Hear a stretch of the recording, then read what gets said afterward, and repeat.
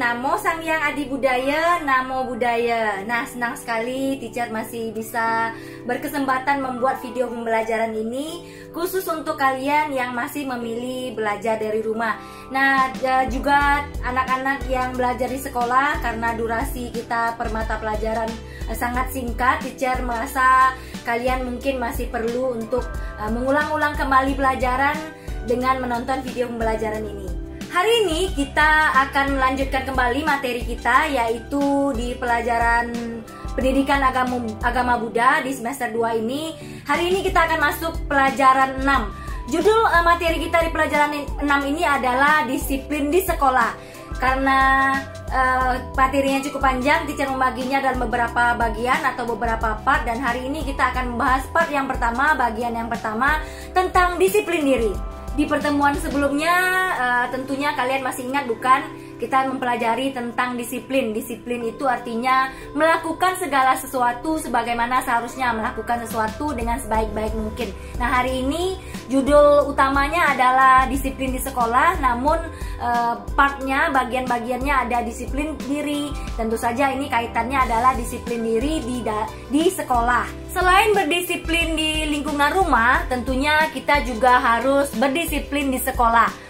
Kenapa? Karena jika kita tidak menjaga disiplin kita di sekolah, kita tentunya akan tertinggal dari teman-teman lainnya, dan maka dari itu kita bisa rugi. Kita yang akan rugi sendiri jika kita tidak disiplin di sekolah. Nah, kenapa kita yang akan rugi? Teacher tadi mengatakan jika kita tidak disiplin di sekolah, kita sendiri yang akan rugi. Contohnya bagaimana? Nah, dalam buku Pasiko kalian ada sebuah contoh, Lobby bangun kesiangan. Nah, akibat dia tidak disiplin di rumahnya, dia bangun kesiangan, akhirnya dia terlambat ke sekolah. Nah, di sekolah teachernya sudah memulai pelajaran, teachernya sudah mengajarkan sesuatu kepada teman-temannya yang lain. Karena kita datang terlambat ke sekolah, tentunya kita akan menjadi ketinggalan pelajaran. Nah, jika kita ketinggalan pelajaran, tentunya nanti jika ada tugas yang diberikan oleh teacher, kita tidak bisa mengerjakannya dengan baik. Nah, makanya tentu saja kita yang akan rugi, kita yang tidak mendapatkan ilmunya. Seperti cerita si Lobby tadi, dia karena terlambat datang ke sekolah, tentu saja tergesa-gesa, mungkin dia berlari-lari sampai ke dalam kelas. Nah, lalu sampai di kelas, teachernya sudah terlanjur menjelaskan pelajaran, dan tentu teachernya tidak ulang lagi. Nah, selain kena marah sama teachernya karena tidak disiplin, tentunya nanti si Lobby ini tidak bisa mengerjakan tugas dengan baik. Disiplin apa saja yang harus kita lakukan di sekolah?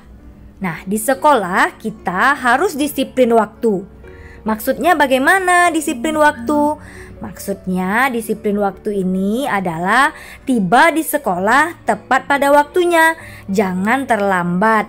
Kita akan rugi sendiri jika terlambat datang ke sekolah. Jika sudah waktunya belajar, disiplinlah untuk belajar. Jika sudah waktunya istirahat, gunakan waktu untuk istirahat. Ketika jam istirahat, kita bisa menggunakan waktu kita untuk makan, ke toilet misalnya ya. Jangan makan pada waktu belajar.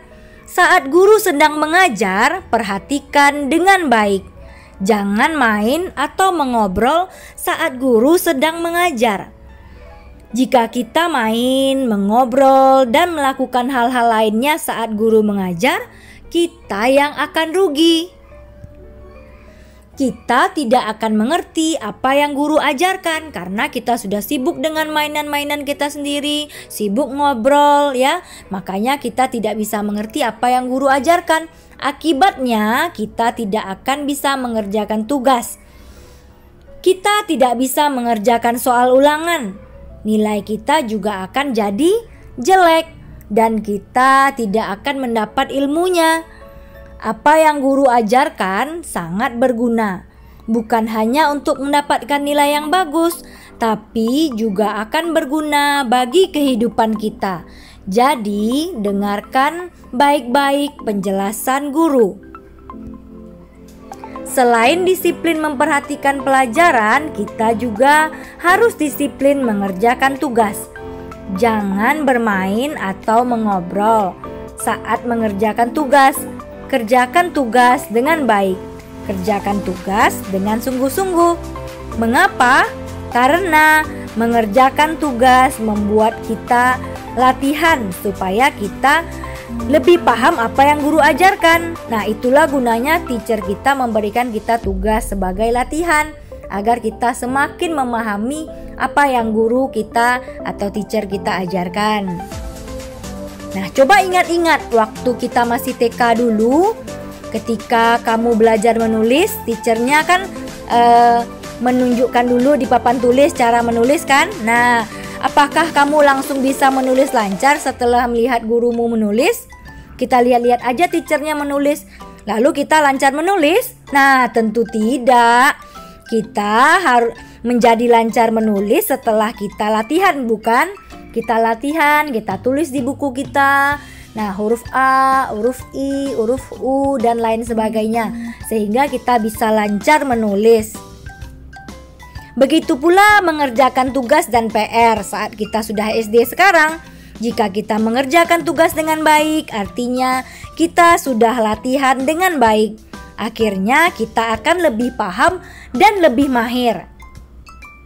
Selain disiplin dalam mengerjakan tugas sekolah, kita juga harus disiplin membawa tugas atau PR yang diberikan guru. Nah, setelah dikerjakan di rumah misalnya, tentulah harus dibawa ke sekolah untuk diberikan kepada teacher.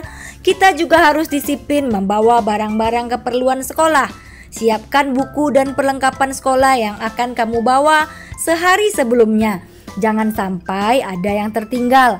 Sebaiknya jangan siapkan buku dan perlengkapan pada malam hari. Kenapa?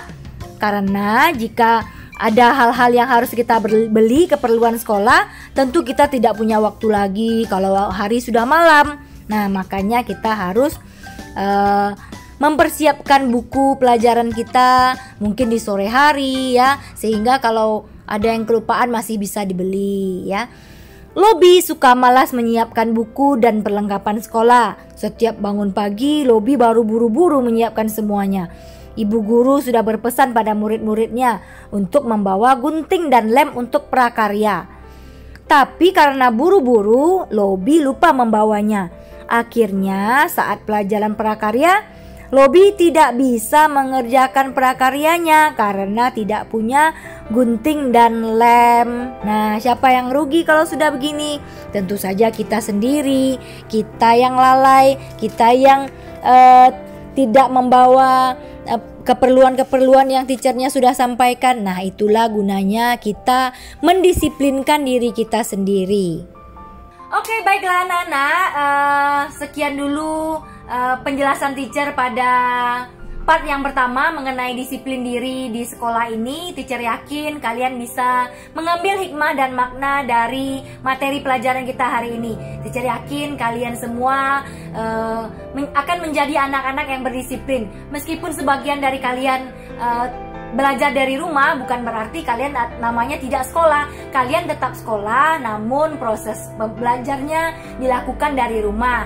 Nah, bagi kalian yang sudah datang ke sekolah, tentunya kalian harus tetap menjaga protokol kesehatan dan juga berdisiplin diri.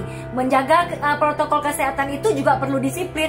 Kita harus berdisiplin dalam melaksanakan protokol kesehatan. Jadi semuanya perlu kedisiplinan diri kita. Selanjutnya ada tugas pada buku Pasiko halaman 100. Ada sebuah gambar yang boleh kalian warnai, dan di bagian bawahnya teacher meminta kalian untuk memikirkan bagaimana caranya kalian untuk melaksanakan disiplin di sekolah. Teacher yakin kalian bisa mengerjakannya dengan baik dan benar, dan juga mengambil hikmah dan makna dari pelajaran kita hari ini. Baiklah, terima kasih atas perhatiannya. Namo Sang Hyang Adi Budaya, Namo Buddhaya.